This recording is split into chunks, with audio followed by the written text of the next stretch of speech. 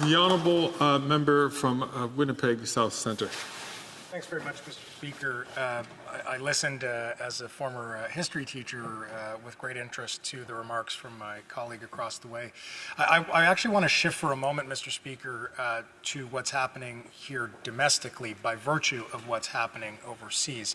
I'm wondering if my colleague can comment on some of the trends that we have seen here in Canada whereby by virtue of the way that one feels about the current government of the State of Israel, there have been substantial implications for Jews, such as myself and those I represent across Canada. Can he speak, for example, to some of the calls for boycotting of so-called Zionist businesses and how he believes that this is a problem for us here in Canada as we try in our diaspora communities to deal with the impacts of what's happening overseas? Thank you, Mr. Speaker. The honourable member from Wellington Halton Hills. I'd like to thank my honourable colleague for the question.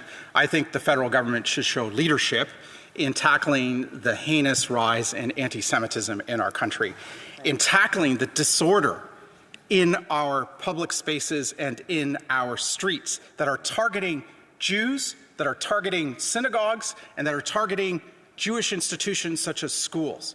And I believe that the public safety minister should convene a federal provincial solicitors general meeting in order to come to an agreement amongst the 10 provinces and the federal government that directives will be issued of general application to law enforcement in this country, that laws will be enforced against those that would use public disorder in our streets to target the Jewish community.